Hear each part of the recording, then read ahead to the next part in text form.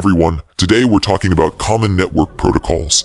Some of you asked for a full guide on Wireshark, but I realized that to use Wireshark, well, you need to understand network protocols first. In the hacking world, knowing about network protocols is essential because you can't do much without them. That's why I'm making this video to help you grasp the basics of network protocols, which will set you up for success when using tools like Wireshark in hacking. Let's begin with IP addresses. Internet protocol addresses are like the backbone of the digital world. They're what allow us to do things like email, video chat on Zoom, watch YouTube, send tweets, and browse the web. You could say they're almost as important as the world itself spinning. In fact, you're able to watch this video on YouTube because of IP addresses. Every digital device we use, whether it's a computer, laptop, phone, or tablet, gets assigned an IP address. This address enables devices to communicate and connect with each other. Think of an IP address as similar to your house address. Without it, no one would be able to find you and send you mail. Now, let's discuss public and private IP addresses. Our IP address system has a limitation. There aren't enough IP addresses to cover all devices that need to connect to the internet. The current IPv4 system has only 4.3 billion IP addresses, which isn't sufficient considering there are over 8 billion people on the planet, each with multiple devices. To address this scarcity, a system was developed to reuse a group of IP addresses within a local area network or LAN, which are not accessible over the internet. These addresses can be used repeatedly within each local network, helping conserve the limited number of IP addresses available. These private addresses typically start with numbers like 192.168.10. or 172.16.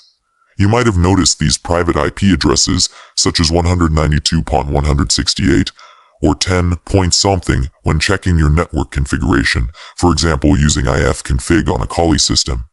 These addresses are only usable within your local area network and cannot be used to communicate over the internet directly. For internet communication, your private IP address needs to be translated into a public IP address by a network address translation or NAT device. This translation process allows devices within your local network to access the internet using a shared public IP address. This is necessary because private IP addresses within a local area network cannot be directly used on the internet since they are not unique. Many LANs use the same private IP addresses internally. When a machine inside the LAN wants to communicate over the internet, it sends a request to the NAT device. The NAT device then records the internal IP address of the machine in a table and converts it to the external IP address of the router. When the response packet returns from its destination on the internet, the NAT device checks its table and forwards the packet to the internal IP address of the original machine within the LAN. This whole process happens seamlessly, and individual systems or users within the LAN typically don't realize that their private IP addresses are being translated to a public IP address by the NAT device to enable internet communication. The next protocol is DHCP. Dynamic Host Configuration Protocol, or DHCP, is a protocol that dynamically assigns IP addresses. This means that instead of having a fixed IP address all the time, your device gets a new IP address each time it connects to a network. DHCP is commonly used on local area networks or LANs where private IP addresses are used. When a device joins a LAN, it sends a request to the DHCP server asking for an IP address. The DHCP server then assigns an IP address to that device for a specific period known as a lease. This lease defines how long the device can use that particular IP address. The interesting part is that each time you connect to the LAN, you're likely to receive a different dynamic IP address, although usually within the same range. This dynamic allocation of IP addresses by DHCP helps manage and optimize the use of available IP addresses within the network. Alright, let's talk about the next protocol, IP or Internet Protocol, in an easy-to-understand way. IP is like a travel guide for data packets on the internet. It helps these packets know where to go the destination and where they're coming from the source. It's often paired up with other protocols like TCP to form what's commonly known as TCP/IP. Now, let's take a peek at what's inside an IP packet header. This header is like the packet's ID card, carrying information that can be super useful for someone exploring hacking or doing forensic investigations. In the first row of this ID card, version, It tells us which version of IP is being used, either v4 or v6. Internet header length. This is all about the length of the header. Moving on to the second row. Type of service or TOS. This part describes the packet's service type, like if it's focused on speed, reliability, or cost effectiveness. Total length. This tells us the overall size of the packet, including its data. In the third row. Identification. Each packet gets a unique ID, helpful for putting together fragmented packets. IP flags. This field helps us know if the packet is split into smaller parts or not, which can be sneaky for bypassing security measures. Fragment offset.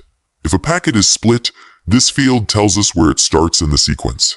Now, on to row 4 and 5. Source or destination. These are super important because they show where the packet is coming from and where it's headed. Finally, in row 6. Options. This is a flexible part of the header, and it's optional to use. Padding. If needed, this part fills in any extra space in the header. Understanding these details helps in figuring out how data travels across the internet and can even give clues about the systems sending and receiving the data. The next protocol is TCP. In the TCP header, there are several important fields that are crucial for both aspiring hackers and forensic investigators to grasp. Starting with row 1. Source port, destination port. These fields are vital as they determine the source and destination ports, showing where the communication is coming from and where it's headed. Moving on to row 2. Sequence number. This number is generated by the sender's TCP stack and ensures that packets are arranged in the correct order when they arrive.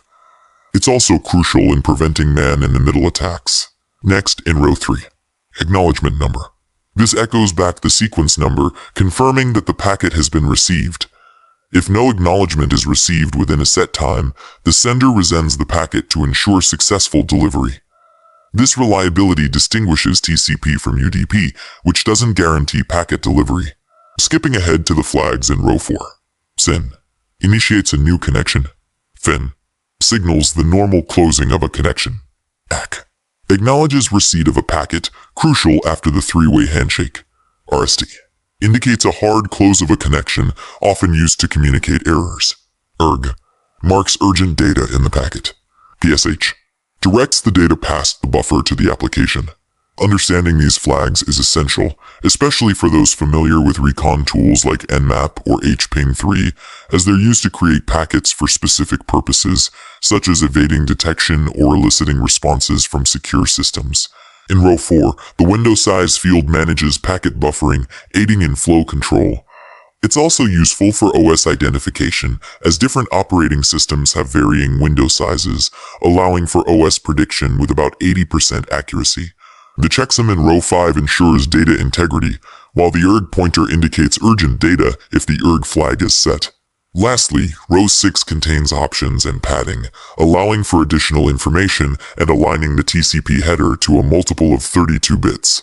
Understanding these TCP header fields is crucial for analyzing network traffic, identifying potential security threats, and gaining insights into the systems communicating over the network. Every TCP connection starts with a three-way handshake. Imagine you're trying to start a conversation with someone, let's say ordering a pizza over the phone. You dial the pizza place and say, "Hey, I'd like to order a pizza." This is like the SYN packet where you're initiating the connection and saying, "Hello, I want to talk to you." The pizza place responds, "Sure, we're ready to take your order." This is like the SYN ACK packet where the server acknowledges your request and says, "Hi, I'm here and ready to chat. Let's get started." You then confirm, "Great, I'd like a large pepperoni pizza, please." This is like the ACK packet where you acknowledge the server's response, confirming that you're ready to proceed with the conversation, or in this case, the pizza order. After this three-way handshake, the pizza place knows you're ready to place your order. Just like in TCP, both the client and server know they're ready to start exchanging data. It's a way of ensuring a smooth and reliable connection before diving into the main conversation or data transfer. Let's dive into UDP, or User Datagram Protocol. UDP is a different kind of beast compared to TCP. While TCP is all about establishing a solid connection like a handshake and ensuring every piece of data gets delivered, UDP takes a more carefree approach. It's like the difference between sending a formal letter with tracking TCP versus tossing a postcard in the mail UDP. Here's what makes UDP unique. Unlike TCP, which requires a formal connection setup like the three-way handshake we talked about earlier, UDP doesn't bother with all that. It just sends packets out into the world without worrying about getting a confirmation of delivery. Because UDP skips the whole connection assurance process, it's lighter and faster than TCP. This makes it perfect for applications where speed matters more than ensuring every single packet gets through perfectly. UDP shines in scenarios where efficiency is key and losing an occasional packet isn't a big deal. Think of streaming music or video missing a few seconds here or there won't ruin your experience, but lagging behind because of a slow connection would definitely be a problem. Some of the key protocols that use UDP include DNS, SNMP, or NTP. We'll dive deeper into these protocols later on. Now let's talk about the next protocol, ARP, or Address Resolution Protocol. ARP is like a translator for devices on an Ethernet network. Its job is to match up IP addresses which are logical with MAC addresses which are physical. This way, when a new device joins the network, ARP assigns it an IP address within the network's range and links it to its unique MAC address. This information is crucial for network devices like routers, gateways, and switches to correctly route traffic to the intended destination. Now, here's how a RP works in simple terms. Imagine you have two computers on the same Ethernet network. Let's call them Computer 1 and Computer 2. Computer 1 wants to send a message to Computer 2, but it needs to know Computer 2's MAC address like a home address. Computer 1 first checks its ARP table, which is a list of known MAC addresses and their corresponding IP addresses. If it finds Computer 2's MAC address in the table, great. It can send the message directly. If Computer 1 doesn't have Computer 2's MAC address in its ARP table, it sends out a broadcast message to all devices on the network asking, "Hey, who has IP address of this?" Computer 2 sees the broadcast message and responds directly to Computer 1 saying, "I have IP address of this, and my MAC address is this." Now that Computer 1 knows Computer 2's MAC address, it can send the message directly to Computer 2's MAC address, and the communication is successful. ARP is essential for smooth communication within a network, but it's also a potential target for attackers who might try to manipulate ARP messages to intercept or redirect network traffic, a tactic known as a man-in-the-middle attack. It's important to note that ARP lacks authentication, making it vulnerable to exploitation by hackers.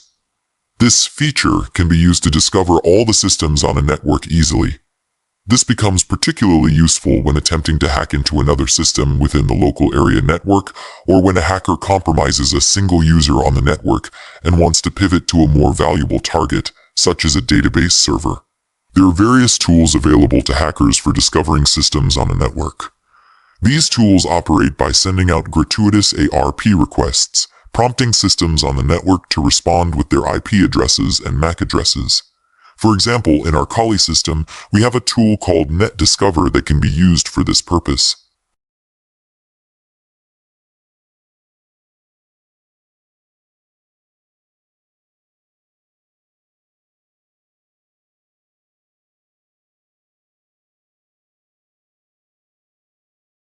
Now, the next protocol is DNS. The Domain Name System, or DNS, is a fundamental protocol that plays a crucial role in how we navigate the internet. Imagine a world without DNS. We would have to remember countless IP addresses just to access our favorite websites. Picture having to memorize the lengthy IPv4 32-bit addresses for Google, Facebook, YouTube, and other essential sites, let alone dealing with even longer IPv6 128-bit addresses. It would be quite a daunting task. Thankfully, DNS comes to the rescue by translating domain names, something humans are good at remembering, into IP addresses, the language of internet routing. In simpler terms, DNS is like a translation service that converts a domain name like www.google.com into the computer-friendly IP address that the internet understands and uses to route data. So, when you type a domain name into your browser, such as www.google.com, DNS steps in behind the scenes to quickly translate it into the corresponding IP address, allowing your device to connect to the desired website seamlessly. DNS is what makes navigating the internet so much easier and user-friendly for all of us. The domain name system has come a long way in terms of security, but it used to be quite fragile and susceptible to attacks. While improvements have been made over the years, attacks on DNS still occur, albeit less frequently. One common type of attack involves harvesting information from DNS servers on the target network, a technique known as DNS scanning and DNS reconnaissance. Attackers can gather valuable data from DNS servers, such as domain names and associated IP addresses, which can be used for further exploitation. On local area networks, attackers may exploit DNS vulnerabilities by spoofing DNS responses using tools like DNS spoof. This allows them to redirect client traffic to a malicious local system controlled by the attacker. For example, an attacker could redirect banking traffic to their own fraudulent website, capturing sensitive credentials and financial information. The next protocol is FTP, or File Transfer Protocol.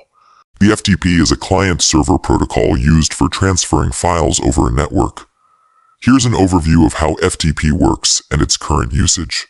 FTP follows a client-server architecture, where a client such as a computer or device requests files from a server, and the server provides the requested files. FTP operates over the TCP/IP suite of protocols, ensuring reliable data transmission across networks. FTP uses two channels for communication. Command channel, used by the client to send commands to the server, such as requesting files or directories. Data channel, used for actual file transfers. When a client requests a file, the server opens a data channel to transfer the file to the client. Clients can perform various actions on files using FTP, including downloading, uploading, editing, copying, and deleting files on the server. While FTP was widely used in the past for file sharing and management, its popularity has decreased with the rise of HTTP for file transfers, especially for public file sharing on the web. However, FTP remains a common protocol for private and secure file sharing, such as in banking systems or other environments where data security and privacy are paramount. The next protocol we'll talk about is SMB, which stands for Server Message Block. It's a communication method that computers use to share files, printers, and other resources over a local network. Think of it as a way for computers to talk to each other and share stuff. When you use SMB, one computer acts as the server that has the files or printers others want to access, while the other computers are the clients that want to get those files or use the printers. Here's how it works in simple steps. Clients' computers connect to servers' other computers using TCP/IP or NetBIOS, which are just ways for computers to talk to each other over a network. Once connected, clients can send commands to the server to access shared folders where files are stored, read or write files, or even use shared printers. Basically, SMB lets you do on your computer what you normally do, like accessing files or printing, but over the network, so you can share things with others on the same network. SMB in Windows and Samba in Linux/Unix systems have historically been significant sources of critical vulnerabilities, and this trend is likely to continue in the future. Over the past decade, there have been several critical vulnerabilities related to SMB in Windows. These vulnerabilities have allowed attackers to send specially crafted packets to SMB services, exploiting weaknesses in the protocol. By exploiting these vulnerabilities, attackers could execute remote code with system privileges on the target system. In simpler terms, attackers could take control of vulnerable systems and have full access to everything on them. The next protocol we'll discuss is the Simple Mail Transport Protocol, commonly abbreviated as SMTP. SMTP is a crucial protocol in the digital world, especially for handling emails. SMTP's main job is to move emails from one user to another. Even though SMTP was first standardized back in 1983, it's still the fundamental protocol used for sending emails today, albeit with some modern upgrades and improvements. In simple terms, SMTP acts as the postal service of the internet, ensuring that your emails get delivered. The next protocol we'll look at is SNMP, which stands for Simple Network Management Protocol. SNMP is a crucial part of the Internet Protocol Suite, designed specifically for managing computers and network devices. In simpler terms, SNMP allows computers and network devices to communicate and share information with each other.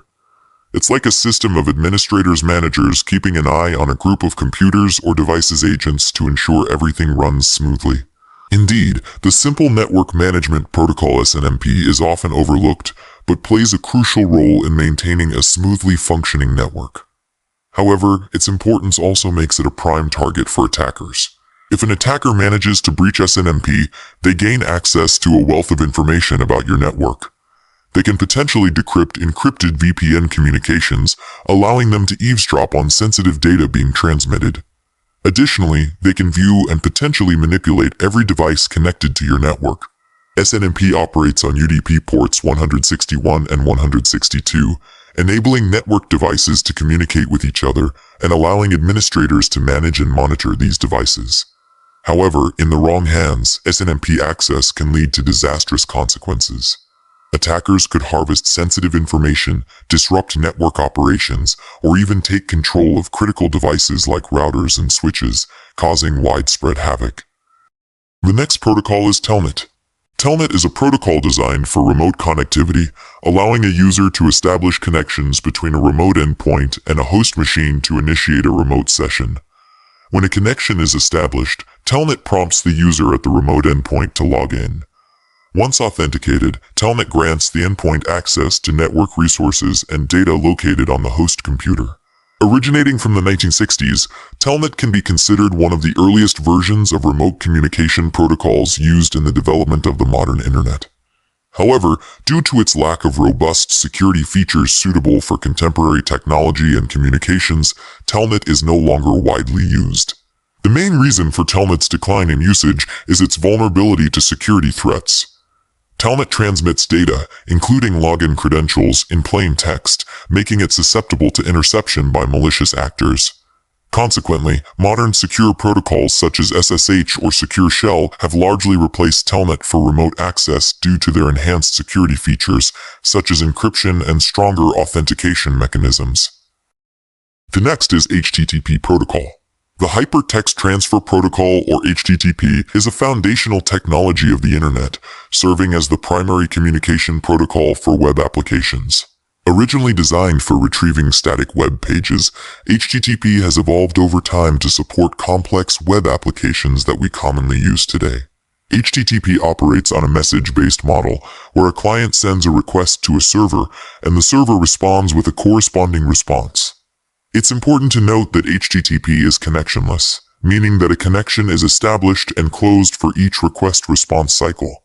However, it uses TCP transmission control protocol as its underlying transport mechanism for reliable data transmission. In essence, HTTP is the backbone that enables seamless communication between clients such as web browsers and servers, facilitating the transfer of web pages, data, and multimedia content across the Internet. Hey everyone, in this video, we covered some of the most used and essential network protocols. While we didn't dive deep into each protocol, I hope this overview helped you understand their significance.